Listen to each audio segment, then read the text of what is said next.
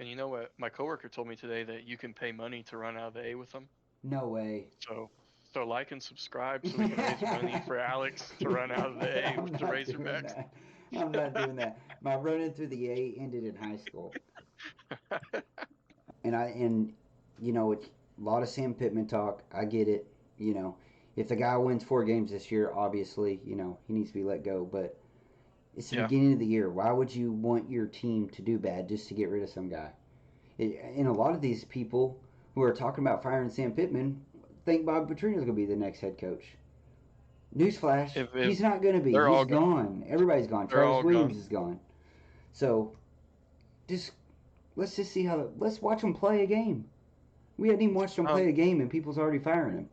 And they're going to throw Mallet. Oh, he's got a man wide open. He totally fooled the Georgia defense. Chris Gregg going to have a sandwich, going to walk in.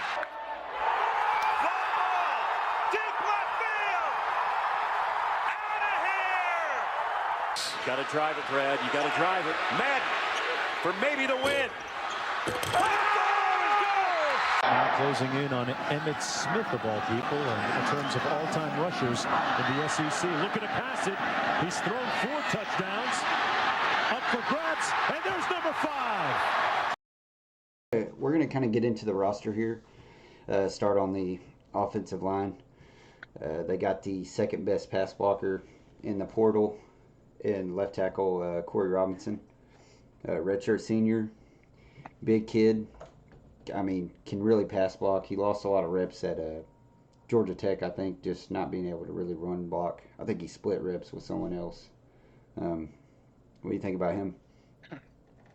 I mean, I've seen what you're talking about, where he was splitting reps on run blocks. So I want to see if he can run block, because I mean that's going to be real important. Yeah. Even the way last year Bobby was calling plays, they were running a lot, so he's going to have to be able to.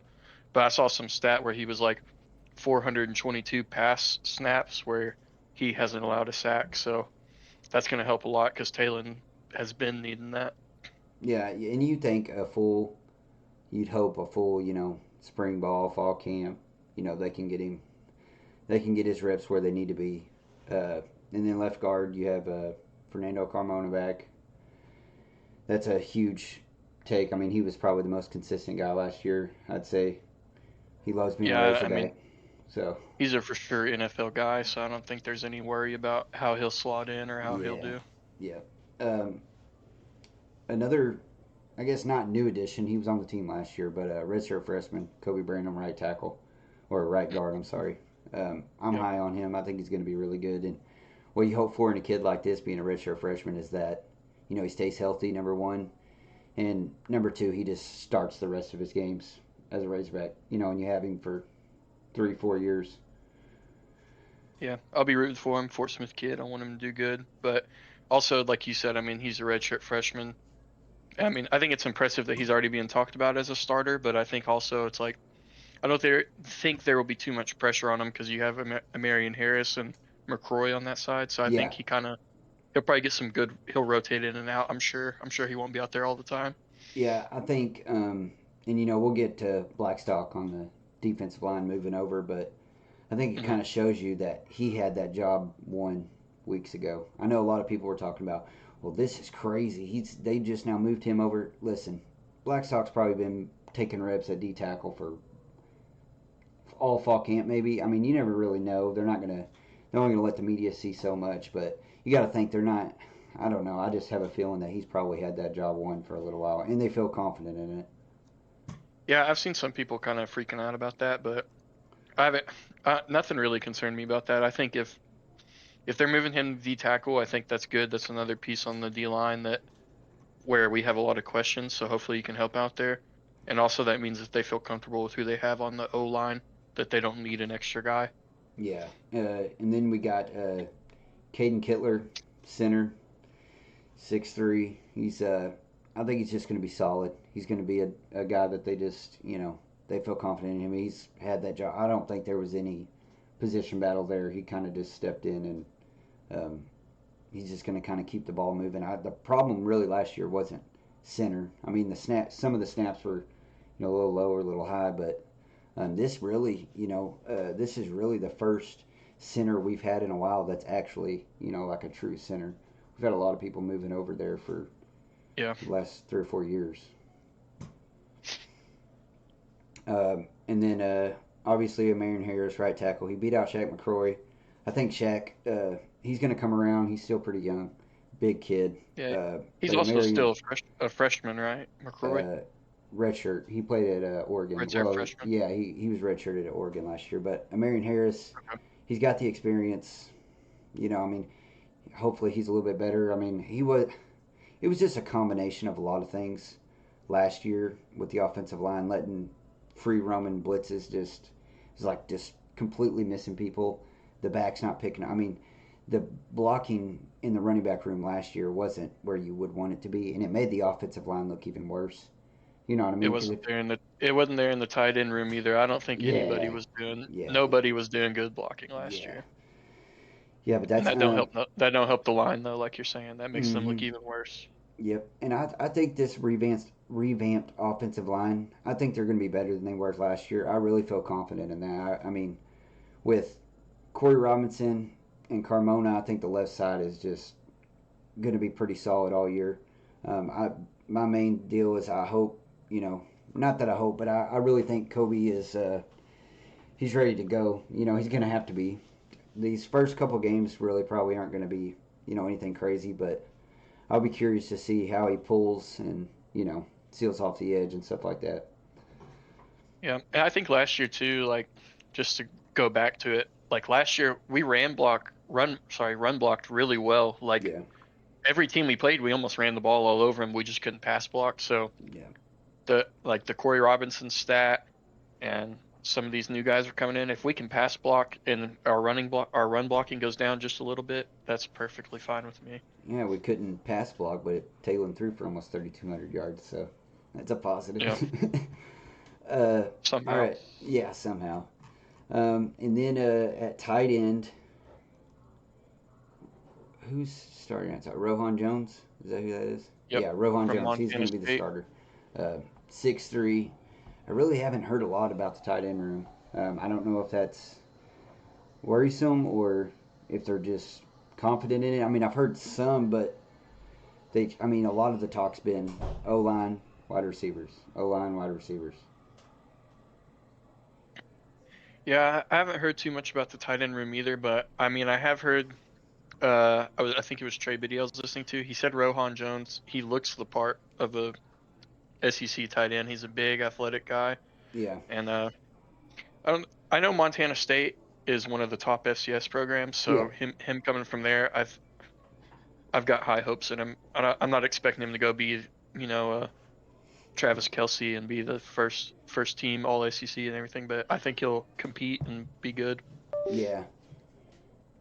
What you hope for is that, like you said, the blocking's there, and really, I mean, you think back to Bob Petrino offenses, the tight ends were used a lot more, and I think Luke has had a lot of hate go his way. I think he was hurt the majority of the year, and it was on that Oklahoma State long touchdown. He kind of pulled up, if anybody really remembers that play, but he kind of pulled up at the end, and he really wasn't the same. I mean, he still played and contributed some, but we have to get them more involved. You know what I mean? I mean that's Taylor Green's safety net in this offense Hmm. is those drag routes or the out routes or the corner routes. I mean that's got to happen. You know what I mean? For this to be a really really successful season, you're going to have the tight ends show up. They'll be big. Yeah. All right. And we'll get into the receivers now. A lot of Can new I faces. can I interrupt you real Oh quick? yeah, go ahead. He's not starting, but that tight end from Texas A&M, Platt. Hmm. Um, I'm excited to watch him. I mean, he was a high recruit coming out of high school, and he played under Bobby for 1 year at A&M. So I think that Oh says really? something that he wants to come play for him. So I'm hoping that they'll rotate in and out, and Oh, honestly, both of them be good. But I got high hopes for him. I didn't know that. Hmm. All right, so on to receiver. Uh, Basically everything coming out of spring ball, fall camp. Omega Blake is going to be that guy. You hope there's a bunch of guys, but you always want that one that draws a little bit more attention. And Omega Blake, 6'2", 187. I mean, from all I hear, he's the real deal. I was listening to one of Bobby's interviews, more recent interviews, and he was talking about the whole wide receiver room, who's having good practice, who's picking up on the routes and stuff. Somebody asked him about Omega Blake in practice today, and he said, honestly, we didn't get to see none of Omega Blake today. They were like double teaming him all day. So Yeah. if they're already double teaming him in practice, I think that's going to be good for how the games are going to go. Yeah, they're tired of getting burned. They have to, they're going to have to do something. And you know what? One surprising thing, you sent me this depth chart, and I'm surprised they don't have Raylan Sharp starting. They have C.J. Brown starting over Raylan, which is. I was surprised. I was surprised about the same thing when I sent it to you. I knew you were asleep, so I didn't send you a bunch. But that was another person that Bobby talked about. He's been killing it in practice. Yeah. He's. They said, you remember like the last couple games of the season last year where they started playing C.J. Brown a lot. Mm-hmm. Apparently he started picking up the offense real good, and he knew it the best out of all the receivers last year. So going into this year, he still knows it even better now. Yeah. And they said he's playing super fast. He had the highest miles per hour, like he hit like 22 something miles per hour. So apparently he's playing out of his mind right now. So I'm excited to see him. And over in the other slot or outside receiver, Jaylen Brown. Heard really good things about him. Good hands.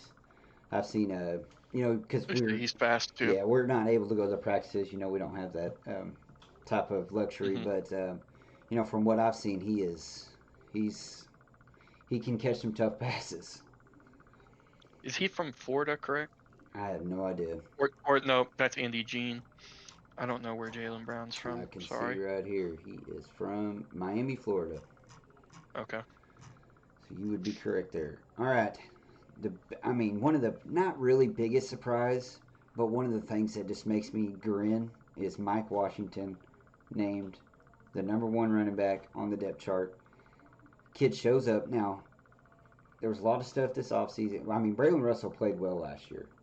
He really did. I was impressed with how well, in big, but, a lot of, he's going to go, he's going to stay, he's going to go. And then he came back. This Mike kid comes in, New Mexico State, and apparently from everyone, all the coaches, he's the best athlete on the team. The dude's a monster. Apparently he's Nile Davis 2.0 is what Bobby Petrino said. Dude, I'm excited to see this kid. I'm just excited to see him. I've been watching a lot of his highlights from New Mexico State and Buffalo the past few weeks, and when I watch him, I'm just being honest, he just reminds me of Rocket that year that Rocket was killing everybody. Mm-hmm. Like he's just real big and strong, and like he looks funny running because he's so big, but he was still fast. That's just who he reminds me of. He's going to be a big physical back, but he's also super fast like Rocket was too. Yeah, and really, we need a back. We need a 1,000-yard back. That's one of Arkansas's biggest things that they've lacked since Rockets, 2021 year, I think, maybe, something like that. Last year, Jaquindon rushed for 790 yards. I think Talon was around 600 rushing yards. But if Jaquindon, to be fair, if Jaquindon didn't miss like 4 games, he would have had it. But we still need. What I'm saying. Though. We still need it. Yeah, we still need it. That's the problem. Is we need that. We need that guy, and hopefully he is that guy. I think Braylon's still going to be really, really good. They'll split almost evenly, I'm sure. Yeah, I was just surprised to see him number 1. You know what I mean? Mm-hmm. With so, and then you still got Rodney Hill. Transfer from Florida State last year. He can catch the ball out of the backfield. He's probably going to get some reps. And AJ Green, former Razorback, former Oklahoma State Cowboy, back to being an Arkansas Razorback.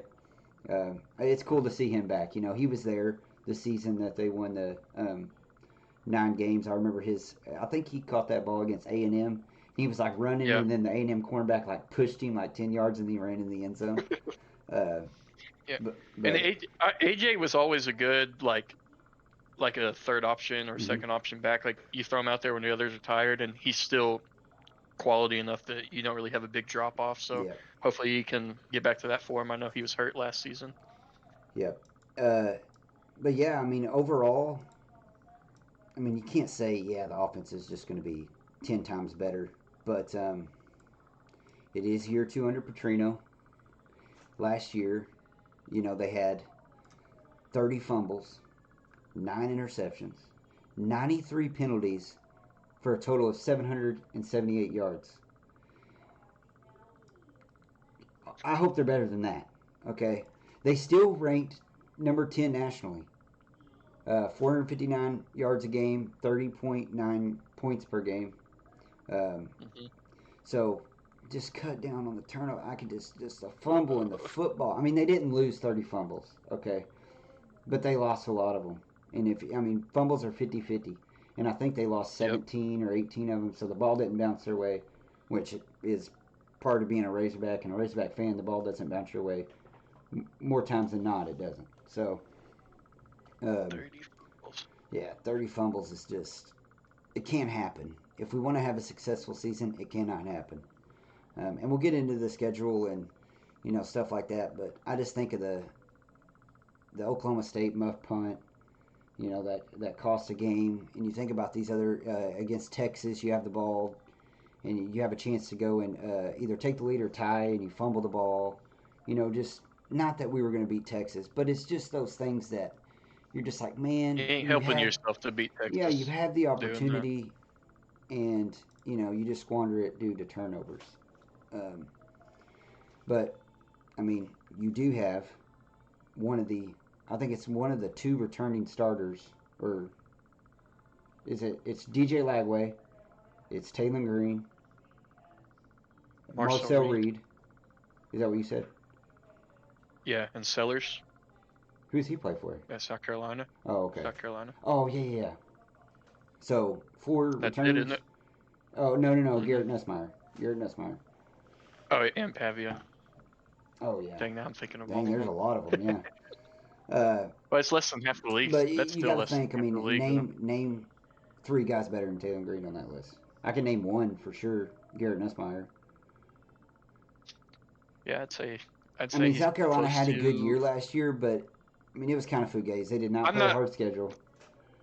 I'm not buying the hype on South Carolina and Sellers. No, they didn't play a good schedule last year. They keep telling me to on TV. They keep telling me to on podcasts and YouTube. I'm not buying into it. Sorry. They're in the same boat as Texas Tech to me. Everybody's so high on Texas Tech, and it's like, why? So, anyways, I just want to. I don't want to get negative, but like they always talk about who's got their returners, like all their offense returning or whatever. But like we've seen Arkansas do it with KJ and Rocket, and then we go 6-6. Like that's not always the key to. That's not always what makes you the best team. Just having a returner. No, it doesn't. On to Taylon Green. Enough of everybody else. Enough of all the quarterbacks. We're going to talk about our quarterback.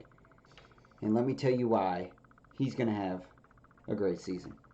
Taylon Green last year, 60.4% passing. Not great. 3,100 yards passing. 608 yards rushing. 23 total touchdowns. Year 2 under Petrino. You hope. You've heard it. You've seen it. You saw it with Ryan Mallett. You saw the drop-off with Tyler Wilson. He had a great season with Bobby Petrino. Kind of his second year, but really his first year starting. A lot of passing yards. I think, I was looking at the stats. I think Ryan Mallett threw for like 3,400, 3,600 yards and like 30 touchdowns and 10 interceptions. But the real thing that I saw was the passing percentage. I think Ryan went from like 60% passing to like 68% passing. And I always hear Taylon Green can't throw the football. He's all over the place. Yes, he short-armed a lot of throws last year. And they've been working on, throwing it over the top. You hope he has a cleaner pocket this year. And I just think, Taylon's going to have a great year if we have more than one person to throw the football to. But I think back to the Tennessee game, and it was still pretty early in the year, I think, maybe game 5 or something like that, game 6. And he really looked like he was starting to find it. You know what I mean? The sideline throws to Andrew and all that. I just think if he has more than, one person to throw the ball to, he's going to have a little bit better season. And obviously, the offensive line is a big part of that. I agree. But yeah, we talked about the turnovers. I mean, can't have those. I mean, they're going to literally cost us football games. You saw it all year last year, over and over. I mean, because, really, what we lost, it was 2 games that were just not even close, and that was Ole Miss and LSU, where I just felt like there's just we can't do anything. The defense can't stop them. We can't do anything on offense. What do you think? What do you think Taylon Green's potential is in the way of? Could he be top 5 in the SEC? Could he be top 3? Could he be? Do you think he's going to be 10th? No, I think if he plays like his ceiling, like he plays his best he can play, he can like be like the SEC Offensive Player of the Year and like Heisman talks. I don't think we'll win enough for him to win the Heisman, but he can play on that level. Yeah, that's the problem. And I think he can be a first-round pick. Yeah, that's the problem. If he plays at his games. peak. Yeah, that's the problem. Definitely winning games. But if he's playing on that level, how many games do we win that we probably don't think we win right now? I don't know. Yeah, that's the thing. People aren't. Because I hear so many people. It's this negativity. No one knows what this team's going to be. Okay. I don't know what this team's going to be, and I'm listening to this stuff every day. The problem is that college football is so much more different. We have 3 new offensive linemen. We basically have a whole new receiving corps. We have a new starting running back who's starting over who I thought at the end of last year was going to be the future. So you got to think of how good that kid, is playing in at least practice. And I know we're talking about practice, but And I just want to say too, like you're saying, we don't know how this team's going to be. They could be real good, they could be real bad, but that's everybody right now too. Like all these teams have first-year starting quarterbacks, first-year new offensive. Ole Miss has a new quarterback, new offensive line. How come there's just going to be like? I know they have the track record of being better, but how come they're just a lock to be 10-2 and nobody else is? Ole Miss got a all new these teams, quarterback. Notre Dame has a new quarterback. Any team can be good or bad. Like it just like look at Florida State, 12-0 to 2-10. Yeah, and they had the money on that roster to be a good team. That's how the portal's going to go. You're going to hit or you're going to miss. Yep. Hopefully you don't miss on every position. Yeah, and it's a lot of Sam Pittman talk. I get it. If the guy wins 4 games this year, obviously, he needs to be let go. But it's the beginning of the year. Why would you want your team to do bad just to get rid of some guy? And a lot of these people who are talking about firing Sam Pittman think Bob Petrino's going to be the next head coach. Newsflash, he's not going to be. He's gone. Everybody's gone. Travis Williams is gone. So, let's just see let's watch him play a game. We hadn't even watched him play a game, and people's already firing him. Do you know how long is on Pittman's contract? Is this the year? This is the year. I think there's an option. Don't get me wrong. If something goes horribly wrong and we lose some game, like you need to fire him or whatever. But it's like he's gone. Like if we have a bad year, he's gone after this year, no matter what. So there's nothing to like. Yeah. There's nothing to like lose your mind about. Like just and see how the year goes. My thing is, so Sam took over the team. They had the 3 or 4 win COVID year, and then the next year they win 9 games. That year was such an anomaly. Not in the way that I don't think Arkansas can not win 9 games. In the way that you had 19 returning seniors. I'm talking Grant Morgan, Bumper Pool, Hunter Henry. All those guys were on that team. And they came back for their COVID year. That team was, we had a lot of old people on our team and people who were here through the Chad Morris years and really wanted to win, the motivated guys. He overachieved too early. And then after that season, they win 7, and then they dropped down to 4. They missed a bunch of guys in the portal, like you just said a minute ago. You're either going to hit or you're going to miss. And they missed on a lot of guys. They, A lot of injuries too. yeah, and then they won the 7 games, and then your offensive coordinator leaves. You missed on an offensive coordinator hire. You basically ruined KJ Jefferson. He didn't even know what to do. So, let's just see how they do. Like I said, let's just watch them play a game. No one even knows. You don't even know how big these guys are. You can look at the roster, but you know what I'm saying. You haven't seen them line up against another team. You've seen 10-minute clips, or some of these people don't even watch anything, and they just have this opinion that the team's gonna be bad. Yeah, and I think another thing too is like you said, like you don't know how the season's gonna go, and you like listen to the radio and all that stuff all the time.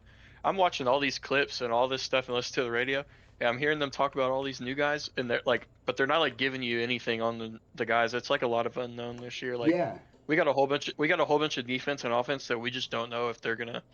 that's because they don't We don't know know if they either. can play in the SEC or not. Yeah. You're not gonna know if they can play in the SEC until week 3 against Yeah. Ole Miss, and we're gonna find out. Yeah, exactly. And that's when we're gonna know. Exactly. And don't get me wrong, I'm not saying Arkansas is going to win a national championship. Arkansas is going to the college football playoff.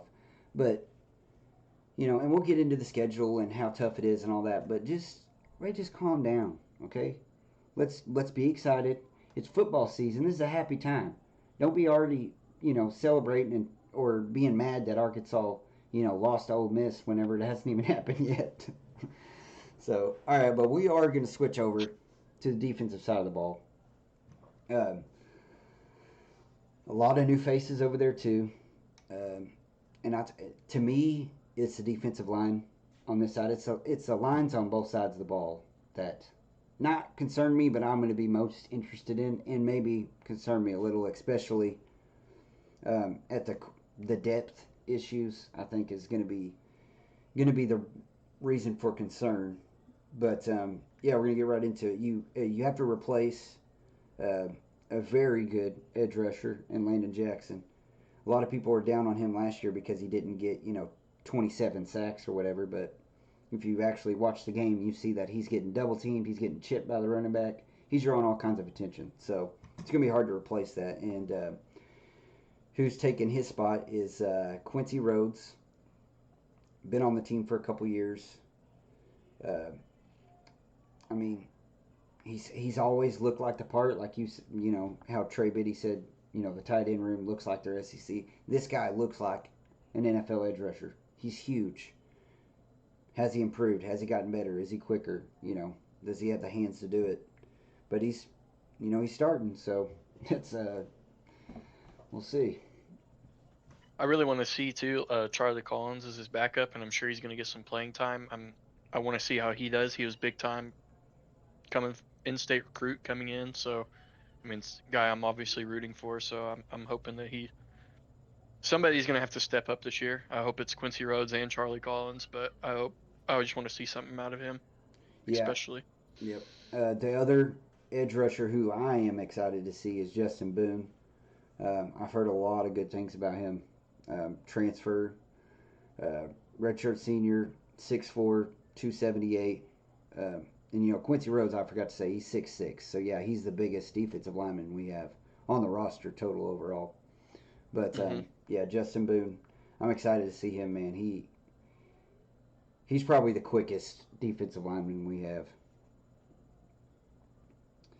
I've heard, like I said, I haven't seen too much, but I've heard that Justice Boone was like a lot of the people that have been to practices and been watching. He's been a lot of their favorite. Like they say, ever since spring ball started, he's like stepped up, like being more vocal, being an older guy, being a leader. Yeah. So, I'm excited to see him. I don't know much about this defense. It's a lot of new guys. Mm-hmm. I'm ready to watch them play on Saturday and see who's who and what's what. Mm-hmm. Defensive tackle, obviously, Cam Ball, returning redshirt senior, 6'5", 323. Basically the anchor of the defensive line. He's going to be playing a lot of snaps, if I had to guess. The majority, probably the most snaps. I do know he's dealing with an injury right now, so I'm hoping he's getting over that quickly. Yeah, well, we're not. I want to see him out there, but I'm not really too concerned about anything Yeah, long term with him. I hope he's healed up, ready to go by conference play. Oh yeah. Well, we need all these guys ready to go by conference play. Hmm. Uh, Ian Jaffard, the other starting defensive tackle. I see that they listed two, but to be honest, with the depth issues and Oki being out right now, I mean, you'd really, I mean, maybe the first couple games you can run the four down lineman, but I mean, really, even against Ole Miss, I think they go to a 3-5 or a 3-4 or something like that. Especially if you Oh still yeah, have, if you I still bet have, they'll mostly be playing a 3-3-5. yeah, That's what they usually play. yeah. I'm just I know with what you, I know what you yeah mean with the though. depth, and you're gonna want to rotate people and give them breaks, and you know, It's gonna be kind of hard if you're running two out at a time. yeah. Uh, I'm excited to see this Danny Solly guy go. They love him. I'm excited to see really? him play. Yeah, he's big Hawaiian guy from transfer from BYU. Oh, okay, So okay. Yeah, I've heard about him. Um, I'm excited to see him. Linebackers, obviously, you got Steven Diggs, Xavier Sorey. I think I heard Philip Lee may play if they run like a 3-5.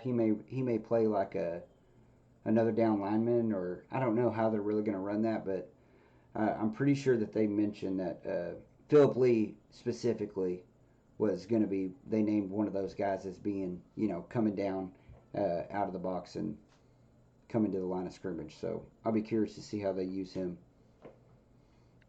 And then in the secondary, Julian Neal, cornerback, 6'2", 208. And all these corners are, you know, bigger than, Hmm. what we've had in previous years. Connie Walker, 6'2", redshirt senior. Um, Another bigger corner. Nickelback, Jordan Young. Safety, Miguel Mitchell. And safety, Larry Worth, who's probably going to come down in the box too, if I had to guess. He's a pretty big guy. Yeah, But yeah, the defense, I'm confident, especially on our linebackers, the middle of the defense, and the safeties. We that's don't about really the know only about thing the I'm not corners. worried about. Huh? That's about the only thing I'm not worried about. I know the linebackers are going to be fine. Oh, yeah, dude. The linebackers really, I remember at the beginning of last year, there was a lot of questions around the linebacker room. And then, like, 2 weeks before the season, all the coaches were like, no, the linebackers are actually really, really good. And then they come out and you're like, Yeah. holy crap, you could really tell the lateral speed in that room. Like, Hmm. they get sideline to sideline. I mean, Yep. quick. So yeah, Yeah. that's Story's a beast. He might be the best player overall on the team. yeah. And like you said, the unknowns are just we don't know. We know the pieces that we saw last year. We know what the coaches tell us, and that's pretty much it. So the baseline of what we know is not a lot. Uh, Yeah.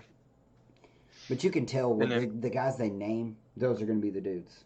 The guys they don't really talk about, they may either not even be in the conversation or they're just consistent. Consistently average, I guess. Oh, yeah, it's and I gonna be forgot. it's gonna be a lot of new corner. Sorry, it's gonna be a lot No, of new no, go ahead. cornerbacks. So that's what I'm gonna be really looking out for defensive wise. And we didn't say his name, and I really want to say his name. Monte Harrison. Oh Apparently, yeah. this guy is catching 70-yard touchdowns every time they play football out there. Um, he's going to play, and it's going to be awesome to see. Last year they talked about him a little bit on ESPN just because it's a weird, cool story.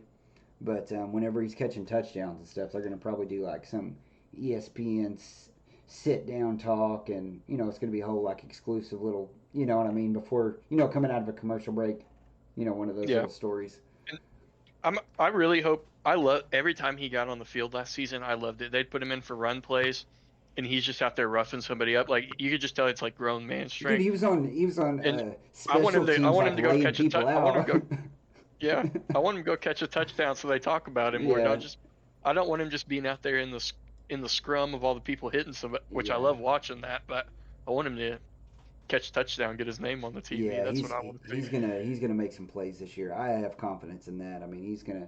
I think he may be that fourth guy, because right now they have 3 listed as starters, and then the tight end. Hmm. But they're going to run a lot of 4 wide, and then whenever they run that 5 wide, I guarantee you he's going to be out there. It's just so funny to think he's a sophomore. He could play 2 more Yeah, years. it's insane, dude. Insane. Uh, but let's take a look at the schedule. Week 1, Alabama A&M coming up. What do you foresee in that matchup? What do you think? W. What? Okay, Big we're win. gonna. What's your? Do you have a score prediction? Okay, we beat UAPB 70-0 last Which year, told us absolutely nothing. but Auburn beat Alabama A&M 73-3 last year. So I think we need to beat them again by more than 60 points at least. So I'm gonna say 63-0. Dude, I think they were talking about the line being like 45 and a half or something crazy. That's insane. I'm gonna go. I think I'm gonna go 52-10. Ah, Yeah, need 60. I'm gonna go 52-10. Now, I'm not. If they score 10 points on us, I won't be upset. But I want to see the 0. I would like to see 0 points Yeah, scored by them. yeah. Well, we'll see. We're not gonna do score predictions for every single game, but we can kind of go through it. This Arkansas State game in Little Rock. I know that there's Little Rock fans and everybody wants Arkansas to still play in War Memorial, but I want to set an over under, and you tell me before or after the game clock in the stadium going down, before or after halftime.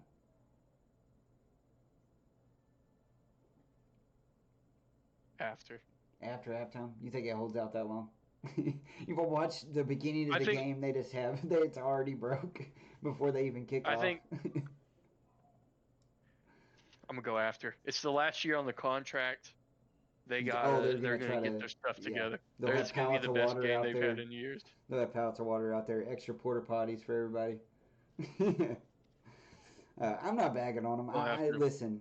War Memorial, they've won a lot of games there. Okay, I get it. But at this point, it's taken away from official visits.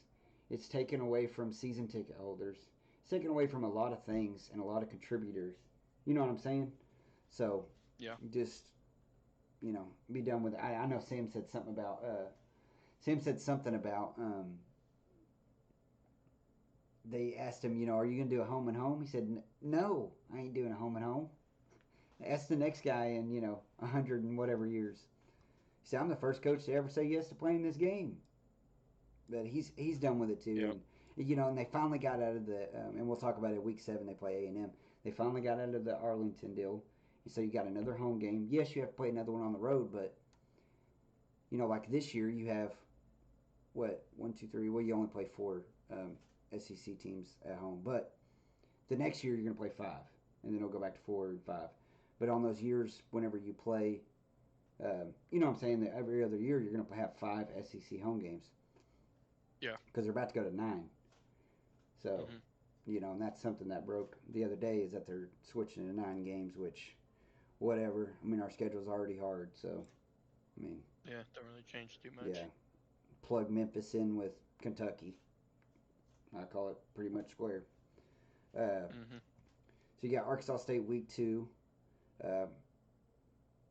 Win loss. What do you think? We'll win that game. Yeah, I think so too. I think they're gonna. It may be worse than it probably won't be worse than Alabama A&M, but I think they'll beat them by at least 3 scores. I don't think it's gonna be close. They need to. Yeah. If they don't, I'll be worried. Yeah, going into week 3, you'll be like, oh Lord. Their Ole Miss's quarterback's gonna be throwing for 1,200 yards going into that game, 7 touchdowns. So week 3, Ole Miss. And we're doing these predictions, but it's really not. I mean, it's just kind of feel. It's just kind of feel on I don't know, roster and kind of what we see and what we see from their team, which is pretty much all positives. Their social media team's going crazy over there at Ole Miss. I mean, they got it pumping over there, man. Oh yeah. So we're not going to go through every game, but we'll do maybe a record prediction at the end of it. Week 4 at Memphis. I don't know why we're going to play them there without first playing in Fayetteville. Like, if we're going to do a home and home, then we get the first game. At least that's just how I feel. But I don't even know why we had this on the schedule, but it is what it is.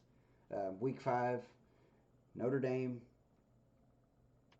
We'll see how they do. They got a new quarterback, like you said. I'm sure their defense is going to be salty. Marcus Freeman I really like him. I think he's a great coach. He's good. Yeah, I'm happy that he's been successful there. That's a tough job to take. Being so young, he's a pretty young guy. Yeah, he's done a great job there. Notre Dame has really struggled in like big games recently, but ever since he's been there, they don't struggle in big games. So, Notre Dame's going to show up ready to play, even though it's a home game for us. Going to be packed house. This is a situation they've been thriving in with him. So yeah, it'll be the only games it'll they be a really fun game. lose are to Northern Illinois in like week 3s. Yeah, the one that nobody expects. Yeah, nobody's even watching. Yeah. Week 6 at Tennessee. You played them here last year. You're returning the favor this year, going to Knoxville. Josh Heupel, another new quarterback. They finally named somebody after that whole issue. We had one of the brothers, they had the other brother, and then now they're both at UCLA or something. And then they got the UCLA quarterback. Yeah. The old UCLA quarterback. Yeah, they traded. Just a trade, yeah. And then week 7, like I said, you got Texas A&M coming to Fayetteville. I think the last time they were here, Johnny Manziel was on the team. He was. That's what I can assume. That was whenever they played. Week 8, Auburn at home. This is a game that Arkansas tends to get kicked in the face in. Every single, no matter how good or bad Auburn is, they come in here and they beat us by 50 points pretty much every time. And we beat them at their house pretty much. Yeah. Well, here recently, we beat them there. They beat us here. Just been back and forth like that. Yeah, we'll see how that goes. Week 9, Mississippi State at home. See, I really like this. Week 7 to 9, all home games, all SEC games, all in a row. Week 9, Mississippi State. They may finish 12th in the SEC. I don't think Mississippi State's going to be very good this year. Just my opinion. I agree with you there. Week 10 at LSU. To me, going into the season, I know everybody's all about Arch Manning. He's going to be great, but I think Garrett Nussmeier's the best quarterback in the SEC, in my opinion. I think that's our toughest game. Yeah, especially on the road. It's going to be at night. It's going to be at night. It's going to be everything's going to be against us in that game. Week 11 at Texas and Austin. Will also probably be at night. Yeah, that's just going to be a tough game, man. Depending on, like I said, I think Arch is going to be really, really good. He's like preseason All-American. He's like best odds to win the Heisman. I think he's probably thrown like 30 passes, and half of them were against Texas State last year. Don't get me wrong. I think he's going to be great, but we don't know. Cut me a break, man. Preseason All-American. I'm big on Arch. I think he's going to be good, but we could all be wrong. We've done it before. Yeah, and I'm not saying. Listen, Arch has handled all this. He is one of the nicest guys, and I really truly mean that. I've seen his interviews. I've seen the way he handles himself. This is nothing to Arch as a person. I'm just saying the media is just putting so much pressure. Like, let the kid, play a little. Yeah. And then Missouri at home, week 12. That's what I'm thinking. We're doing it this year. This year. We're going to win. This is the year, man. This has to be the year. I'm so tired of losing to that guy. I cannot stand losing to him. We're 4-12 against Missouri. Yeah, I don't know. About to be 5-12 though. Yeah. All right. So, what do you think? How do you see the schedule really playing out? I know it's hindsight, but right now, with the way it's the road's in front of us. There's a lot of opportunities there. There's going to be a lot of just tough games. This is a hard schedule. I think it showed. You pull a team from the Pac or from the Big 12 like Kansas State, who was predicted. Now they lost in week 1, I know that personally, but um, um, they were picked to win the Big 12, but before the season started, they put out this analytics and was like, yeah, a team that's going to win the Big 12 would only average about 7 wins with this schedule. Now, I'm not saying that should be the standard, but that's just what the computers tell us.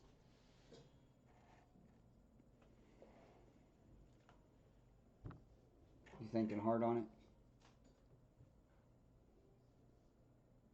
Yeah, I don't know. Okay, I'll I'm tell real you. torn. Let me I'm do real. mine. Let me do mine. I'll tell you because I was I'm real thinking about torn on this. them this year. I was thinking about this. I've been bouncing around so much on them. I've been thinking about this. They're going to win all their non-conference games, including Notre Dame. Okay, that's 4 wins. Okay. I think they beat Auburn.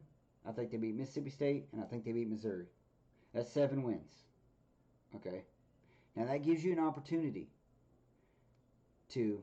I think A&M is going to be a tough game. Now, I don't think Marcel Reed is this world beater, but I think he is a very solid college quarterback in the sense of he probably has a real control of the offense. I think their coach last year showed that, he can win with that program. I mean, they beat, now they played Notre Dame pretty close at the beginning of the year in his very first game. I like their coach. So I think that's going to be a tough win. Obviously, LSU, Texas, Tennessee, all those are going to be hard games. So, but I think 7 wins. I think your only opportunity to get 8 is in week 3 against Ole Miss. I think that, and I only say that because it's in the beginning of the year. I know they play South Carolina the week before that, but like I said, I'm not high on South Carolina, so I don't see that really being. I mean, I hope they don't lose to South Carolina because that's going to really suck for us unless Ole Miss just isn't good this year, which I find that hard to believe. I think they can beat Tennessee too. 6 of our 8 SEC games is first-year quarterbacks, so I mean, we really don't know how some of these teams are going to perform until we're a few weeks into the season. Yeah, and the reason why I say I think they're going to win all 4 non-conference games, and I think they're going to win 7 games, is because I really, truly have confidence in our quarterback. And quarterback is the most important position. And I think this offense could score 35, 38 points a game. I don't think that that's out of the question. I mean, they scored 30 and, had 30 fumbles last year and had almost 800 yards in penalties. Just cut down. I mean, not even, I'm not saying cut down 50%, but if they could cut down 10, 15%, that's for sure another win last year. And then that's Oklahoma State win. I agree. And that would put you at 7 wins if they win that game last year. Well, 8 wins if you include the bowl game. But I'd be happy with 7. 7 would be 7 regular season or 7. They played really 7 regular season. Yeah. They played really good if they had 7. Yeah, I think that would. I think by the time we get to the Notre Dame game, we'll have 1 loss, and it's either we'll lose to Ole Miss or we'll beat Ole Miss and then do the Arkansas thing and go lose to Memphis in that very next game. Let me give you. What if I told you? That's what I think is because going to I thought about this question. What if I told you no other games starting from week 1 to week 5, you beat Ole Miss? What do you think the record is? You beat Ole Miss. You still think it's going into week 5? You think it's 4-1 if you beat Ole Miss? So you're saying Alabama A&M to Notre Dame? What do I think the record would be? And I know they beat Ole Miss. Yeah. I still think they'd have at least 1 loss. They'd lose to Notre Dame or Memphis, one of the 2. Yeah. Well, I mean, you think that is such. I would like to think they would win that, but I've just seen it happen in this era so much. And that Ole Miss game is going to be so important for momentum. We've talked about it. Those games against Texas A&M were always so pivotal, and you'd lose in heartbreaking fashion, and then you'd have to go play Auburn on the road, or you'd have to go and you know what I mean. It's just one of those games that just we leave that game, especially when A&M was really moving. Big defensive linemen. I mean, we'd come out of there all badgered, and then we'd have to play Alabama, or at home. and we'd get 56-10 curb stomped. So Yeah. and it just destroys everything in the momentum of the season. And I think really, if you want to look at the first half of the schedule, that Ole Miss game is going to be everything. Obviously, you can't trip against Arkansas State. If they lose that game, they can't lose that game. Period. They're not going to, but hey, they cannot lose that game in week 2. So you got a record, or you just you're pondering your I'm gonna be thoughts? honest. Okay, I'm going through the record, and I'm just being honest. I've been looking at this for like weeks. Yeah, I know. I can see us being 8-4. I can see us being 4-8, and I'm sticking to it. If we beat Ole Miss on the road, I think we can beat Tennessee on the road, and then we just lose to Notre Dame, A&M, LSU, and Texas. And I can see that if we beat Ole Miss. Yeah, But if we lose to Ole Miss, and then especially see how we look against Memphis, that's going to be a big deal for how the rest of the season turns out. Yeah, and I forget how much in the air Tennessee is and all that. I still think they're going to be a good ball club. But if you win that game, I'm pretty sure there's a bye week, and then you have 3 home games in a row. I mean, you'd hope you'd finish 2-1 in that 3-game stretch, at least. If we get to this Notre Dame game undefeated or with 1 loss, I think we can win 7 or 8. No doubt about it. That's the reason why I say 7. I mean, I'm at 7-5. Obviously, I'd love 8-9 wins, but it's just tough to find. I mean, they'll look, and our hardest games are at the end of the year. Whenever it's just, you know what I mean. Everybody's holding together by knee braces and So everything else. My official prediction: I'll split my 4-8 and 8-4 and go 6-6. That's what 6 I'll go. and 6. Official 6-6. That's Okay. what I'll do. So you got 6-6. I got 7-5. And I mean, they could go out here and win 3 games, or they could come out here, like you said, and win 8, and it'd just be awesome. But realistically, this is a hard schedule.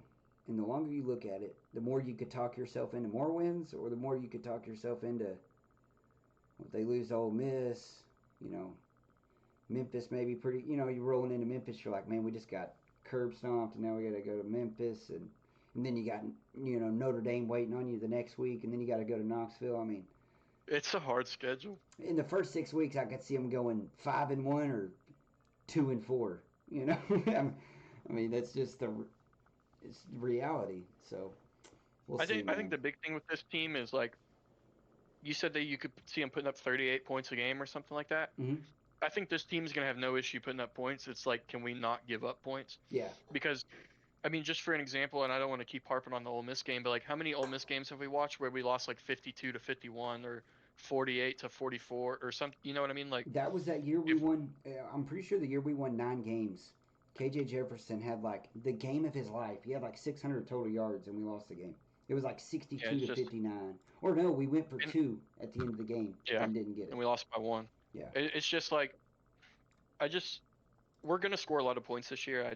The unknown for me is the defense. I just want to see us, if we can keep people below like 21 points a game, I think we should win a lot, which that's asking a lot.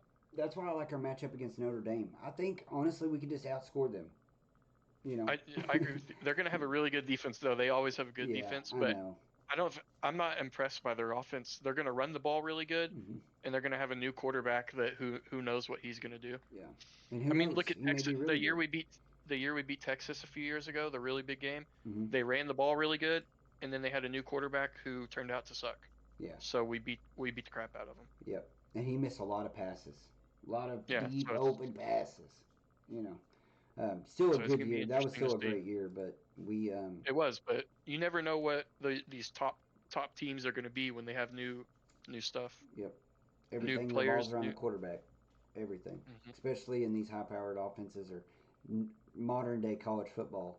If your quarterback, can't throw for 300 yards, you're probably going to lose, unless you're just running the ball really, really good. Mm-hmm. So 6-6, 7-5. football season's here, man. I'm excited. I'm ready to see them, run through the A and all the banner, and I'm just excited for it, man. I'm excited for the podcast this year, and continuing to put out as much content as we can. It's going to be a good year. At least I hope so. And you know what? My coworker told me today that you can pay money to run out of the A with them.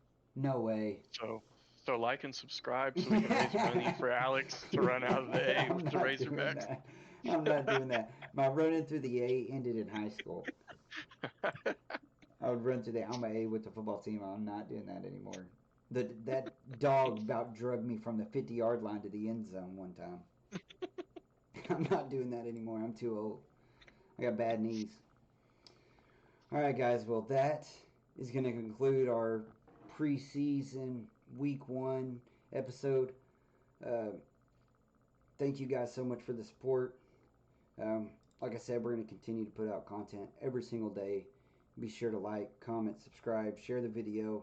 Follow us on TikTok, Apple Podcasts, Spotify. Yeah, we appreciate it. We'll see y'all next week after an Arkansas W. See y'all.